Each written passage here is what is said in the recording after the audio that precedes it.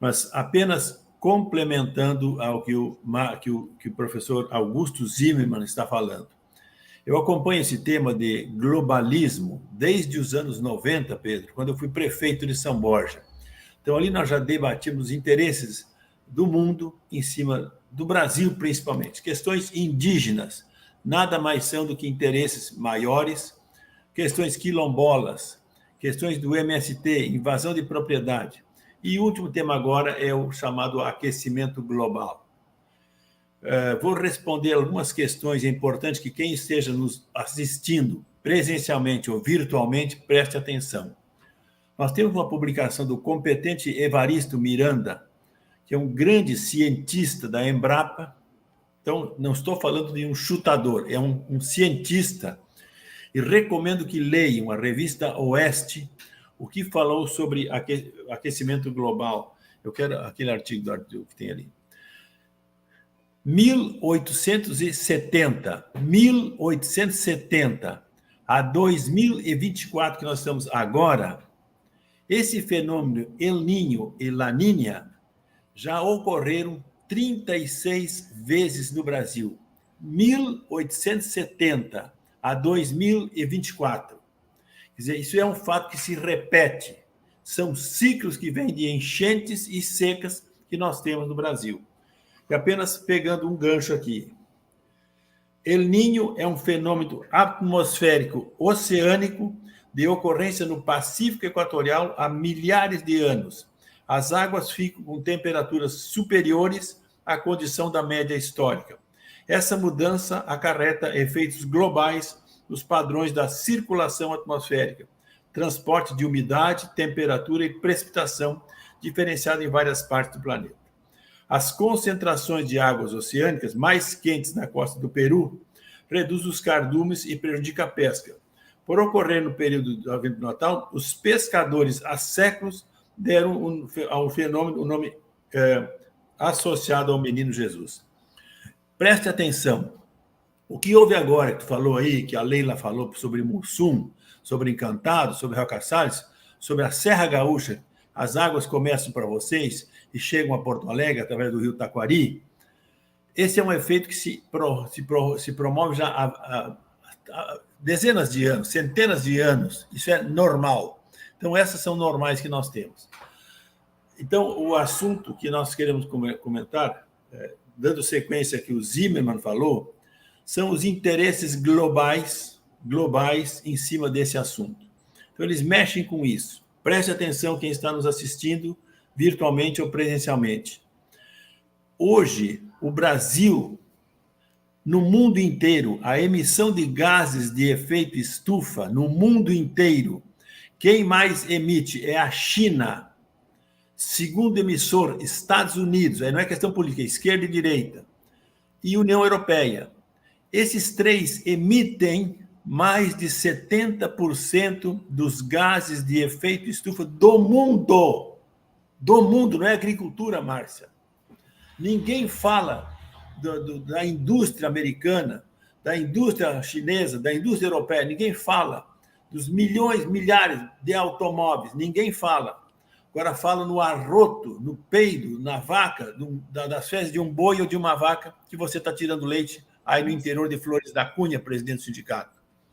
Isso é o responsável pelo aquecimento global. E o Brasil é responsável por 2,5% da emissão de gases de efeito estufa. 2,5%. E falam mal do Brasil. O Lula foi agora na COP fazer o quê? Levou uma delegação de 1.400 pessoas, a maior delegação do mundo, para falar mal do Brasil, de quem emite 2,5%. E quanto o agro emite desses 2,5%? Quase nada, zero alguma coisa. E o resto ninguém fala. Agora só falam de nós que somos produtores rurais. Muito orgulho. Eu sou um técnico agrícola, um engenheiro agrônomo e um produtor rural. Então, esse é o ponto importante para vocês entenderem esse processo.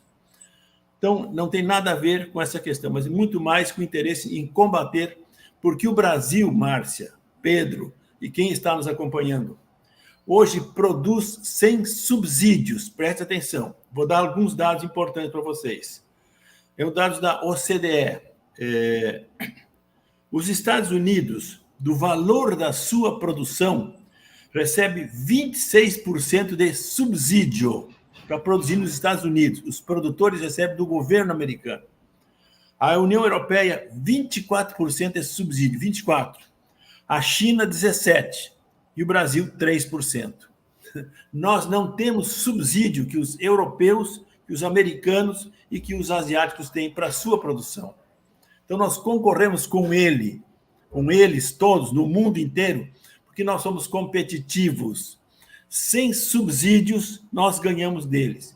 Enfrentando Márcia e vocês aí, o Ministério Público do Trabalho, a Polícia Federal, a Polícia Rodoviária Federal, amedrontando os produtores com drones, com aviões e com caminhonetes, ostensivamente nas granjas dos mais de 20 mil produtores de uva que vocês têm na Serra Gaúcha. Por amor de Deus, 2, 3, 4 hectares. Essas pessoas sobrevivem. E agora vem esse achaque desse povo todo contra os produtores rurais. Então, são interesses internacionais em cima disso. Imagina manchar o nome da espumante do Brasil, que é das melhores do mundo. O vinho brasileiro que vocês produzem, dos melhores do mundo, sem subsídios, pagando imposto que os chilenos não pagam, imposto que os argentinos não pagam, imposto que os europeus e os americanos não pagam, nós pagamos pelo vinho gaúcho. E nós concorremos e temos esse potencial na área da produção e na área do turismo também que vocês têm aí. Portanto, é importante vocês entenderem esse ponto. Então, vejam que esse é o primeiro ponto. O mundo globalizado vem contra nós nesse processo. O competente Almiro Rebelo, que o Pedro conhece, é eleitor dele, meu eleitor, lá de Tupã-Siretã, fez um trabalho com Jorge Pivetta, um outro agrônomo. Citaram aqui Dirceu Gassin, que é um agrônomo da Embrapa já falecido, escritos pelo Dirceu Gassin, Elmar Floss, que é um professor da Universidade Federal de Passo Fundo, professor Ferri, fisiologista da Universidade de São Paulo, e outras grandes autoridades. Prestem atenção vocês. No balanço deles, no balanço que eles fizeram, em 200 milhões de hectares que nós temos com pastagens e agricultura e florestas no Brasil e frutas, nós emitimos 283 milhões de toneladas de carbono. Emitimos, jogamos na atmosfera. Agora nós capturamos, isso ninguém fala, Márcia, 8 bilhões 964 milhões de toneladas de carbono. Então, o agronegócio gaúcho e brasileiro não é emissor, ele é captador, sequestrador de gases de efeito estufa. Então, esse ponto é que nós temos que ver quanto nós emitimos e quanto nós consumimos e sequestramos de carbono. Esse é o ponto importante, que eu estou agora atualizando esses dados com a Embrapa de Soja de Londrina, com a Embrapa Floresta de Colombo, com a Embrapa Pecuária de Corte de Bagé, com a Embrapa de Belém, com a Embrapa de Campinas.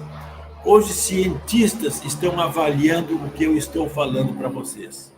Que nós capturamos muito mais do que emitimos. Aí é um balanço que nós vamos ter que olhar para frente. Apenas um dado que eu falei outro dia, estou vendo o André aqui, o Hernani Souza também, André Pirajá e André Santana. Quando a Leila fez um debate com mais de 50 ONGs, eu fui lá e disse a eles, nesse caso especificamente, quando eles falavam mal do agro, digo, e estava ali WWF e Greenpeace, eu debati o Código Florestal com vocês. O que ninguém de vocês fez na Europa, da Holanda, país de vocês, na Inglaterra, os países que vocês vêm da França, por exemplo, nenhum deles tem as APPs que nós temos no Brasil. Nenhum país tem a lei ambiental que nós temos no Brasil. Nenhum país tem as reservas legais que nós temos no Brasil. Aí vocês queriam que nós tivesse aqui, vocês não têm lá, vocês não fazem a lei para vocês. Agora, os trouxas têm que fazer aqui no Brasil. Fizemos, e hoje temos a lei mais severa do mundo, é a legislação brasileira, e nenhum país da Europa, da Ásia, dos Estados Unidos, tem a lei ambiental que nós temos. Então, eu disse a eles esse assunto. Então, da mesma forma, é a questão do aquecimento global. Piada, mentiras. O IPCC, por exemplo, fala que na casa das vacas, dos bois, fala lá que emite 2% de gás de efeito estufa são emitidos pelo gado no mundo inteiro. Então tem que matar o gado, como já estão matando na Holanda. liquidando vacas de leite, por exemplo. Já estão matando lá os rebanhos.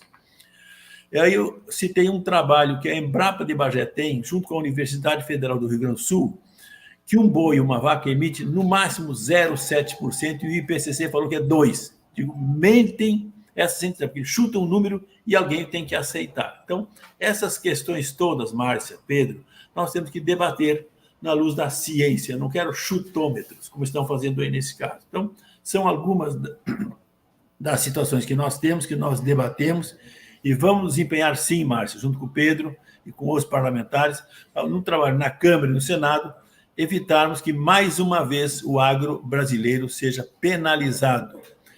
Nós enfrentamos o poder das multinacionais. Tudo é concentrado.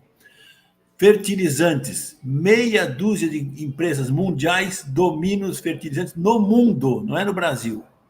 Meia dúzia de empresas globais dominam os defensivos agrícolas. Meia dúzia de empresas dominam as máquinas agrícolas também no mundo inteiro.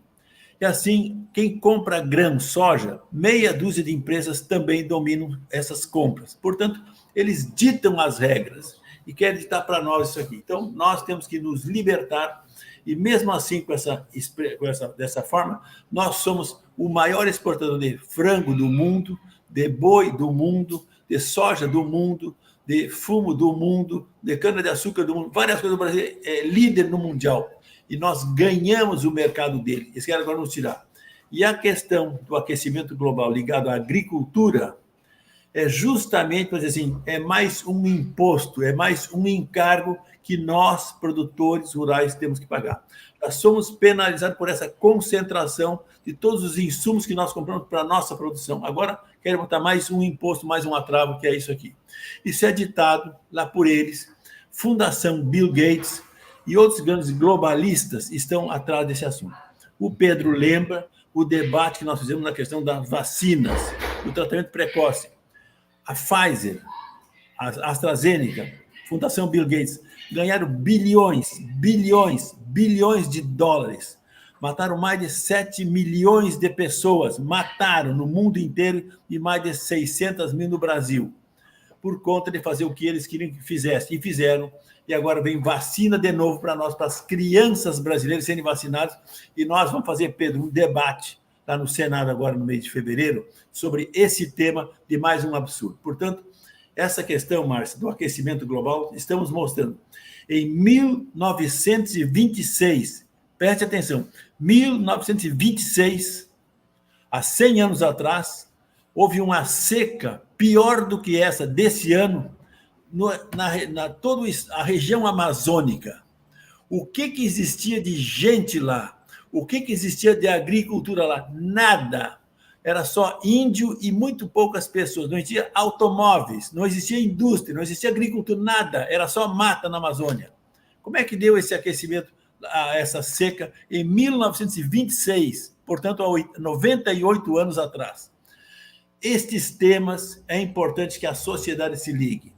E o importante, Márcia, é que nós não podemos nos comunicar porque a mídia mundial está vendida, está comprada por esses chamados interesses que o finado Brizola dizia. São os interesses que nós temos hoje também no mundo inteiro sobre a nossa produção. Portanto, temos que fazer a nossa parte. Eu estou fazendo a minha parte. Parabéns a você, Márcia, que levanta esse tema com tantas autoridades.